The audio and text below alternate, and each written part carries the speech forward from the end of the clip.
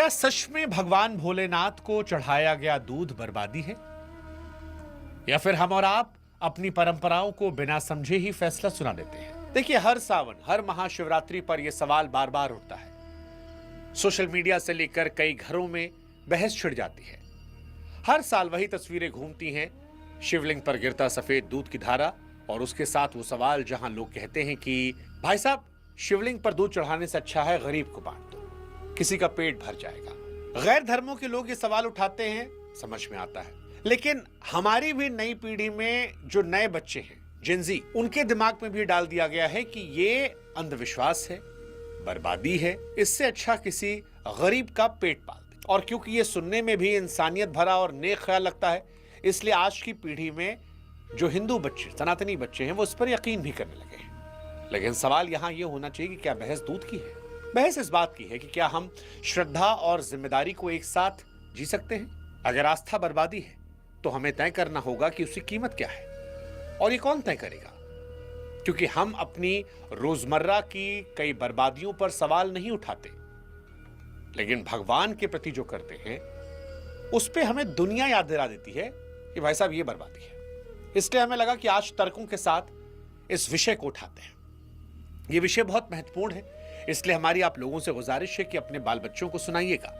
समाज में वो लोग जो कहते हैं कि शिवलिंग पर दूध चढ़ाना बर्बाद है, उनको दिखाइएगा। किसी गैर धर्म की किसी और चीज को हम हाईलाइट नहीं करेंगे, क्योंकि किसी को छोटा दिखाकर बड़ा बनना ये सनातन नहीं सिखाता।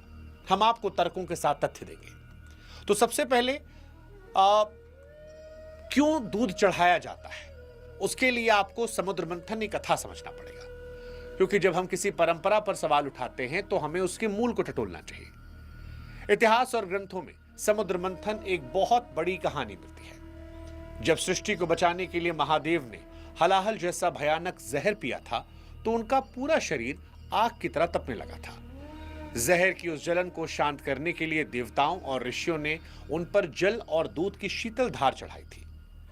आज हम जो दूध शिवलिंग पर चढ़ाते हैं, वो महादेव को शुक्रिया कहने का हमारा एक तरीका है।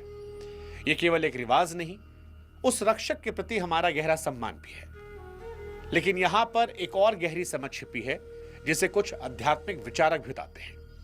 उनके अनुसार शिवलिंग पर दूध, घी या तेल चढ़ाना केवल पूजा नहीं है। ये पदार्थ पत्थर को समय के साथ टूटने और उसमें दरार पड़ने से ही बचाते हैं। यह हमारी प्राचीन समझदारी है, जो हमारे विग्रहों को हजारों सालों तक सुरक्षित रखती है। अब बात करते हैं आयुर्वेदिक और वैज्ञानिक कारण को लेकर। अक्सर लोग पूछते हैं कि सबसे ज्यादा दूध जो है वो सावन के महीने में क्यों चढ़ाया जाता है। देखिए, आयुर्वेदिक मान्यताओं में यह माना गया है कि बारिश के मौसम में दूध का सेवन सीधे सेहत के लिए हानिकारक होता है। इस मौसम में चारों तरफ कीड़े मकोड़े बढ़ जाते हैं, जिन्हें पशु चर लेते हैं, जिससे दूध में पित्त बढ़ाने वाले तत्वों की संभावना बढ़ जाती है। हमारे पूर्वज हमसे कहीं ज्यादा समझदार थे, इसीलिए उन्होंने समझदारी से इस मौसम में दूध का सीधा उपयोग कम करने और उसे ईश्वर को समर्पित करने की परंपरा बनाई। यह सावधानी और श्रद्धा का एक अनोखा मेल है। जो चीज सेहत के लिए जोखिम भरी हो सकती है, उसे हमने भक्ति के माध्यम से प्रकृति को वापस लौटा दिया। ये एक कहानी है। इसके अलावा एक बात और ईमानदारी से मानी होगी कि किसी भी चीज को बेकार कहना गलत है। हाँ, अगर दूध नाली में बह रहा है, उसका लाभ किसी को नहीं मिल रहा, तो यह परंपरा का पालन नहीं है। अगर दूध नाली में जाता है तो यह प्रदूषण ही बढ़ाता है, जो महादेव को ही पसंद नहीं आएगा। समस्या परंपरा में नहीं है, बल्कि इंतजाम में है। आज देश के कई मंदिर यह दिखा रहे हैं कि अगर इरादा नेक हो तो आस्था और सेवा साथ साथ चल सकते हैं। जैसे बेंगलुरु में गंगाधरेश्वर मंदिर में दूध को छाछ में बदलकर भक्तों को बांट दिया जाता है। उज्जैन के महाकालेश्वर मंदिर में इसे इकट्ठा करके पशुओं और गौशालाओं में भेजा जाता है, और मनकामेश्वर मंदिर में इसे खीर बनाकर गरीबों में भी बांट दिया जाता है।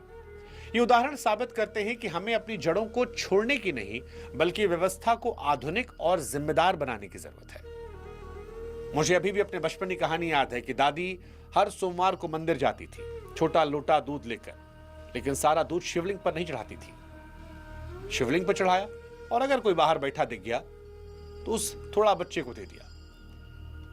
देखिए, आप पूजा और करुणा दोनों को साथ साथ लेकर चल सकते हैं।